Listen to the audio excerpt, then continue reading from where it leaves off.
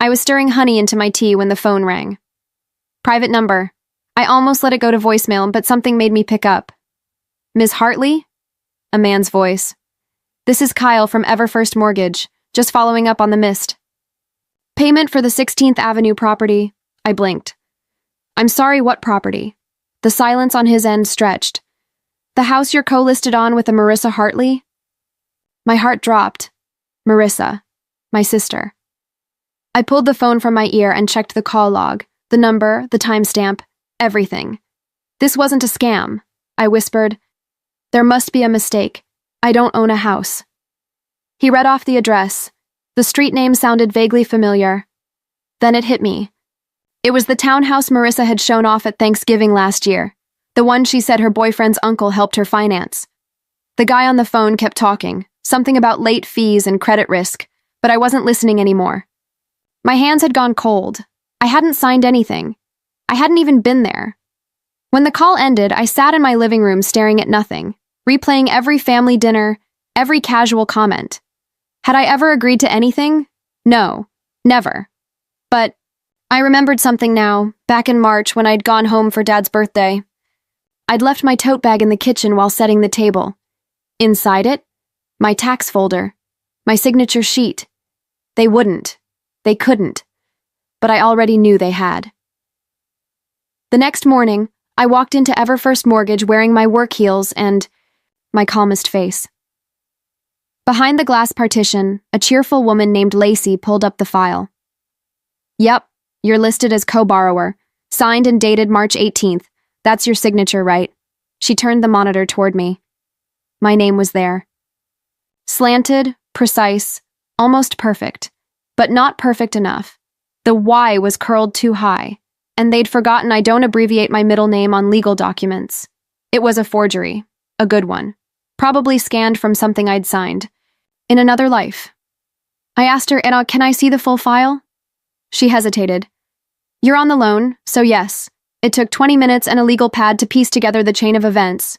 The house was purchased under Marissa's name, but the mortgage included a cosigner, me, added retroactively via supplemental paperwork. A notary had signed off on it, a name I didn't recognize, Reginald Sharp. I took a photo of the document, the notary stamp, the date. Then I asked the question that finally cracked me. How much is left on the loan? Lacey glanced at the screen. $462,021. My throat tightened. I walked out of that office in a daze. My name wasn't just on paper. It was on the hook, and suddenly, all those sweet family dinners, the birthdays I'd funded, the guilt trips about not visiting enough, they weren't memories, they were a setup. I drove straight to my parents' house. Mom was pruning roses. In the front yard, her gloved hands careful, theatrical. Evelyn, she said, surprised. You should have called. I didn't smile. Can we talk? She led me to the kitchen, poured sweet tea like we were catching up. I didn't sit. I know about the mortgage, I said flatly. I didn't sign anything, but my name is on a loan. She blinked, then laughed, actually laughed. Oh, honey, it's just paperwork. You're so good with finances, you'd have done it anyway. My heart pounded. You forged my name. She didn't deny it. She tilted her head. You left your papers out that day. I figured, what's the difference? You always help the family. That was when Dad shuffled in, rubbing his neck. Your sister needed a boost. That's all. You make more than she does. I turned to him. It's illegal. He looked away. And that's when Marissa came downstairs in yoga pants and full makeup. She didn't flinch, just sipped her oat milk latte. I thought you said it was fine, she said with a practiced shrug. Don't tell me you're going back on your word. I stared at her. I never gave you my word. Marissa smiled like she was watching a sitcom. Then why are you so easy to use? His office was tucked between a dry cleaner and a nail salon. No fancy sign, just a small brass plaque, Henry Calloway, property law. He looked like someone's retired uncle. Cuffed sleeves, thick glasses, a tie that hadn't been trendy since. Clinton, Ms. Hartley, he said, motioning me in. You said your name was placed on a mortgage without your consent? I nodded, sliding over the documents. Henry read them slowly, humming under his breath like he was solving a crossword. After a long pause, he said, "You're not the first, but you might be the smartest one to walk in before the house goes under." I didn't speak. He leaned back. "Tell me what you want, Ms. Hartley. Do you want them arrested, or do you want control?"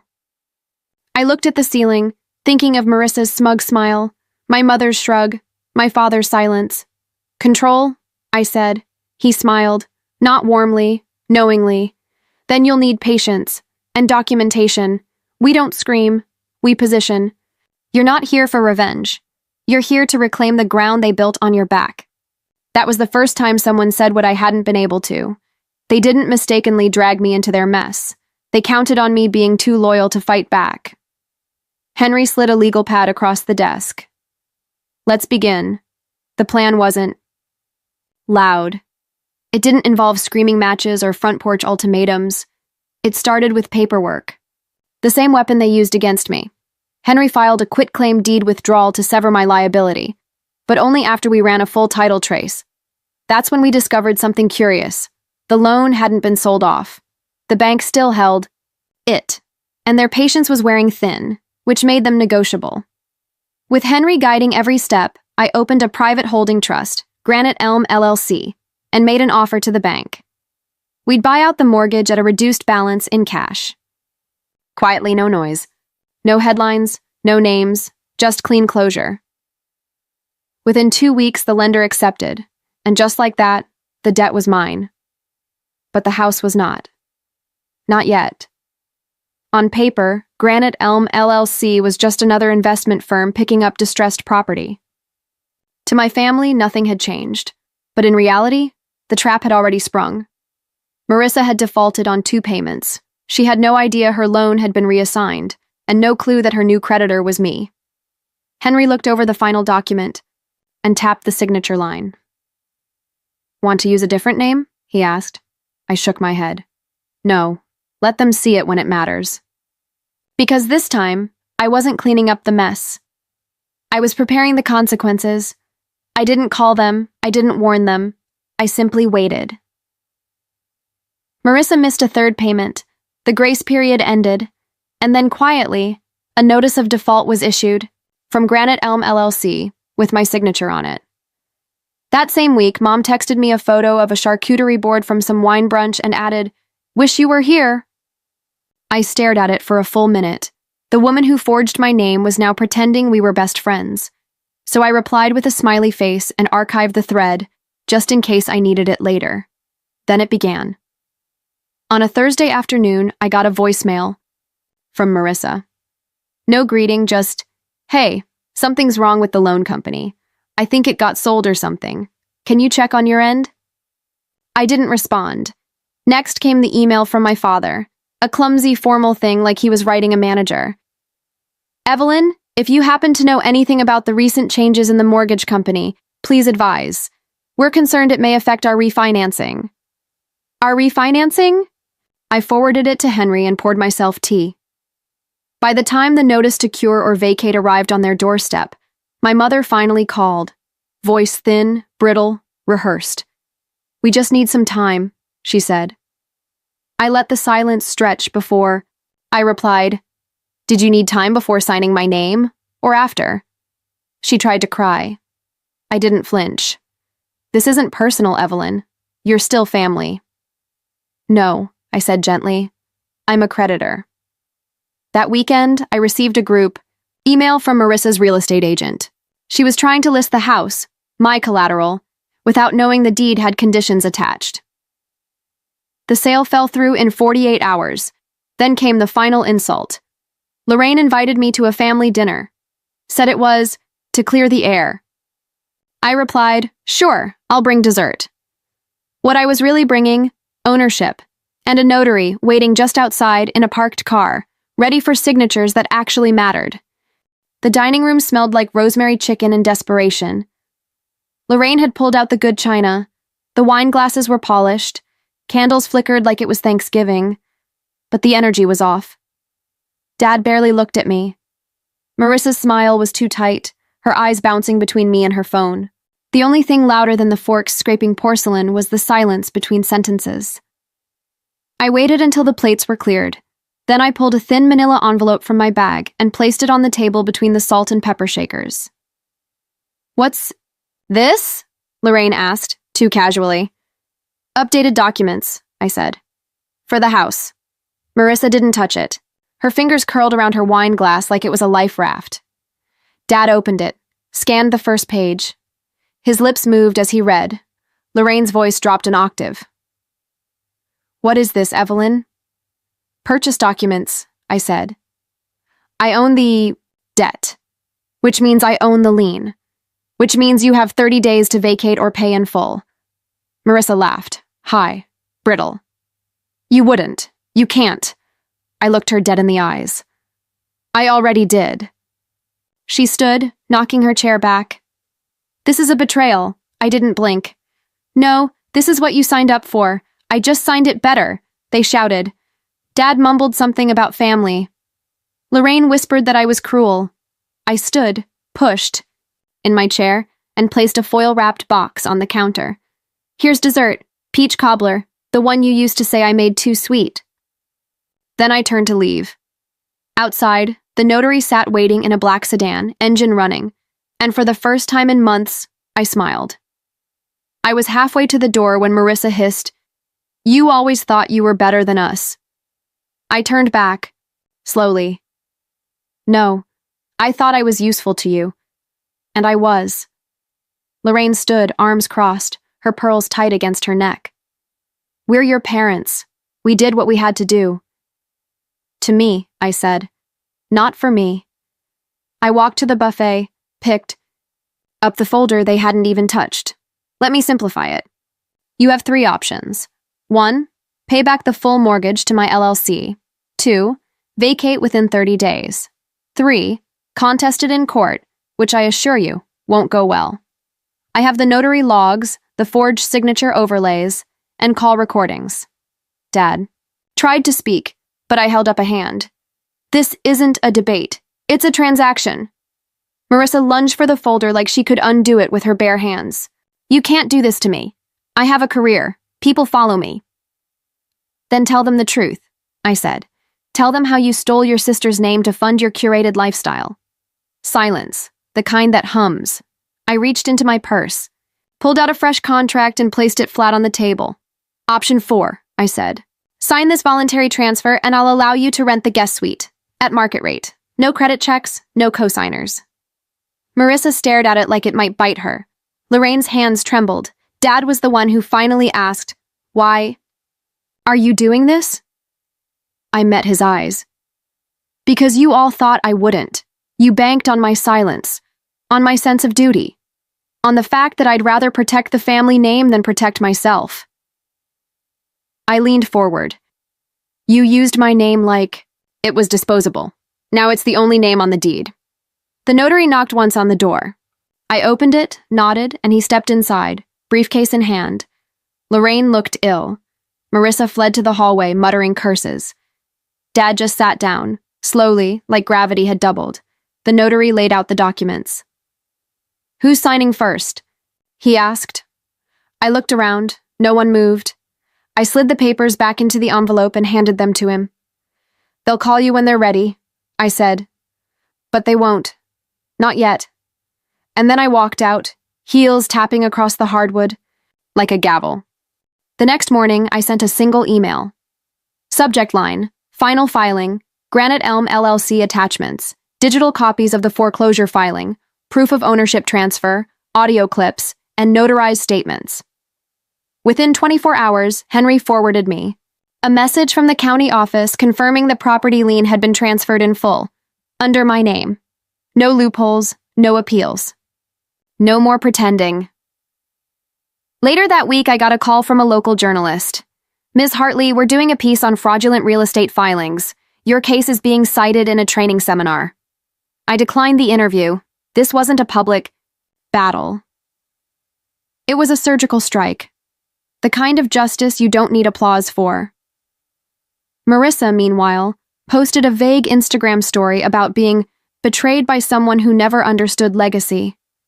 She tagged no one, but the message was clear and irrelevant.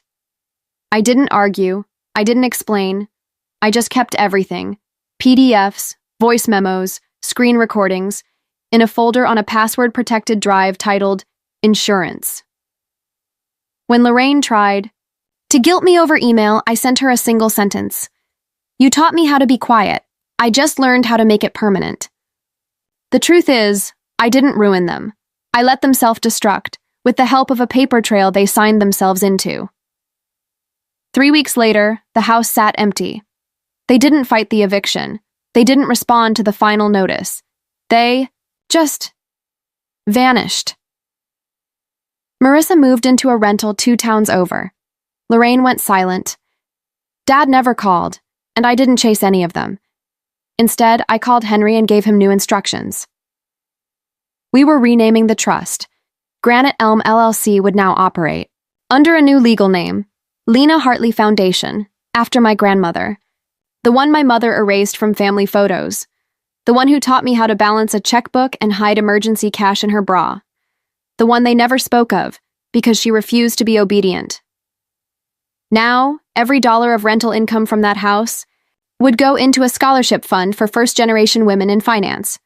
Evelyn Hartley, the dependable one, the boring sister, the woman they thought would never fight back, had just turned their betrayal into a tax-deductible legacy. That was fair value to me, not revenge, not spite, reallocation. They took my signature and used it like it was nothing. I turned that nothing into equity, in both property and principal. And as I locked the front door of the house one last time, I didn't feel victorious. I felt balanced, like a ledger closed without debt. I didn't host a celebration. There was no champagne, no post on social media, no big reveal. Instead, I moved into a smaller home in a quiet neighborhood. A fixer-upper, nothing fancy. Just mine. I planted basil on the windowsill and started taking long walks before dinner. I read contracts for fun. I slept through the night. One day, while cleaning out old boxes, I found a birthday card from 5 years ago, unsigned, no message, no handwriting, just a generic Hallmark phrase about being proud of who you've become. I laughed, not because it was funny, because it was fitting. That's how they'd always operated. Surface love, silent sabotage. But I wasn't angry anymore. I'd outgrown the version of myself that needed their approval. The strong one wasn't the loudest. She didn't shout or cry or beg to be believed. She read the fine print. She knew the terms. And when the time came, she signed her own name and walked away.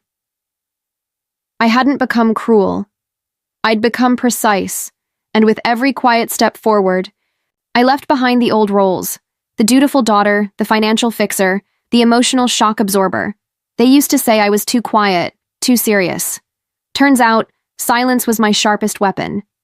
Because when I finally spoke, it was with action, and there was no apology in it. The grass was overgrown. I stood at the edge of the yard, the one they once called Marissa's place. Now the deed said otherwise. I held a small measuring wheel in my hand, slowly walking the perimeter, watching the counter tick. Each click marked distance, but to me, it marked something else. Boundaries, the kind they never gave me, the kind I had to draw myself.